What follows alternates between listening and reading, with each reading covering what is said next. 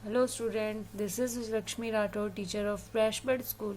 आज हम लोग पढ़ेंगे क्लास 5 से नई तरंग चैप्टर नंबर 11 मैराथन की दौड़। मैराथन का नाम तो सबने जोड़ा सुना होगा। मैराथन ओलंपिक की सबसे लंबी दौड़ है। इसके पीछे क्या कहानी है, उस कहानी के बारे में इस चैप्टर में बताया गया है। तो रीड करना स्टार्ट करते हैं। यूनान एक देश है। देश के लोगों को प्राचीन काल में खेल कूद में बहुत रुचि था। इसका मतलब था कि वहां पर ओलंपिक खेल का इतिहास है। छोटे बड़े राज्यों में ये देश बंटा हुआ है। यूनान में ओलंपस नाम पर्वत की तलहटी प्रतिवर्ष बहुत सारे खेल आयोजित करती थी। सभी खिलाड़ियों पर प्रतियोगिता इसमें भाग भी लेते थे और इन खेल कूदों को ओलंपिक नाम से जाना जाता था। ठीक है, आधुनिक युग में भी अंतर्राष्ट्रीय खेल प्रतियोगिता का नाम ओलंपिक ही रखा है। आज भी ओलंपिक होता है, तो उसके पीछे बहुत सारा कहानी है। ओलंपिक की सबसे बड़ी दौड़ है 41 किलोमीटर, जो उस समय भी बहुत ज्यादा बड़ी थी। इस दौड़ के पीछे एक बहुत सारी एक कहानी है। उस कहानी में इसको बताया गया है 100 साल, सैकड़ों कि 100 साल पहले बहुत ईरान का एक शक्तिशाली राजा था। यूनानियों से बहुत नाराज हो गया था। उसने यूनान से युद्ध करने का निर्णय किया। बड़ी सेना लेकर यूनान के मार्ग एथेंस नाम का एक राज्य था, वहां पे चला और यूनान पहुंचते ही एथेंस उसको जीतना बहुत जरूरी था। दारा सिंह की जो सेना थी वो समुद्र पार कर एथेंस की भूमि पे तो पहुंच गई, लेकिन एथेंस निवासी अपने देश में दारा से प्रवेश से बहुत चिंतित हो गए कि ये लोग घुस गए, अब हमारा राज्य हड़प लेगा, और वो उससे जीतना नहीं जाना चाहते थे। इसीलिए यूनान के जो राज्य स्मार्टा से सहायता मांगने का निश्चय किया दूसरे राज्य के पास में। लेकिन स्मार्टा के पास जाने के लिए ना रास्ता था उस समय में पैदल ही जा सकते थे, और उसकी यात्रा थी 192 किलोमीटर दूर दक्षिण में। ऊंचा नीचा रास्ता था, पहाड़ी था, लेकिन कोई नहीं जा सकता था, ना गाड़ी ना घोड़ा कुछ भी। वहां पे सिर्फ पैदल जाया जा सकता था। एक बहुत बड़ी समस्या थी कि इतना दूर अब पैदल कौन जाएगा। तो वहां से बहुत सारे युवक लड़कों ने बोला कि हम जाएंगे अपने देश के लिए। लेकिन एक आदमी था जिसका नाम था फीडी पीटीज।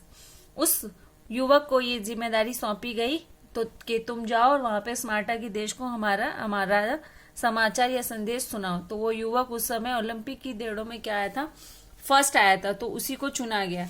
जो फिलिपींस था वो जानता था कि वह काम बहुत कठिन है, लेकिन वो अपने देश के लिए आगे बढ़ा। उसने 2 दिन 2 रात लगातार 48 घंटों तक दौड़ते रहा। दौड़ के उसके पाँव में छाले भी पड़ गए, वो रुका नहीं।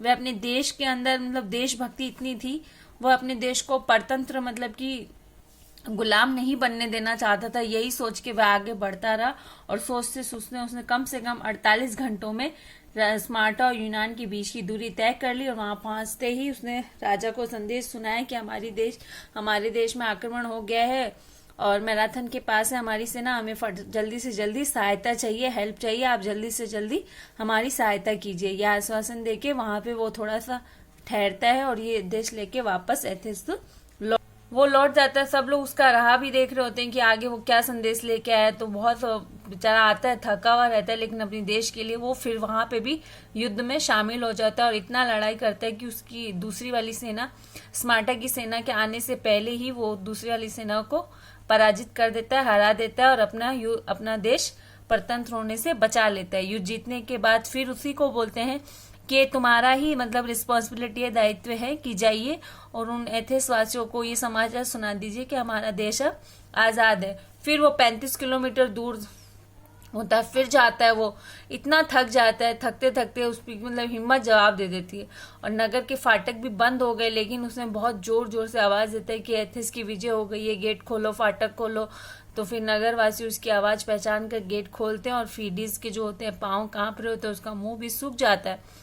एथेंस वजह से संभालने की कोशिश करते हैं, लेकिन वो धीरे से आवाज कहते हैं, धीरे होता है ना कि वो बहुत ज्यादा थक चुका है, अब उससे बोला भी नहीं जा रहा, तो धीरे से बोलता है कि हम जीत गए हैं और ईरान की सेना को हमने हरा दिया, यूनान अब स्वतंत्र है, वो अब गुलाम नहीं है।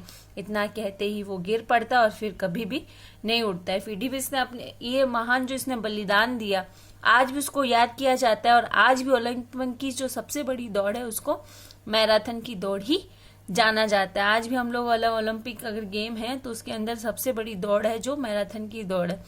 इस कहानी से हमें यही शिक्षा मिलता है कि हमें अपने देश के लिए अपने आप को पहले साबित करना चाहिए और अपनी अगर जान की बाजी भी लगानी चाहिए तो उससे पीछे नहीं हटना चाहिए। अपने देश के लिए प्राणों की बाजी भी लगा देने के लिए हमेशा रेडी रहना चाहिए। इस किताब से चैप्टर अच्छे से पढ़िएगा, इस कहानी की मीनिंग भी लिख लीजिएगा कॉपी।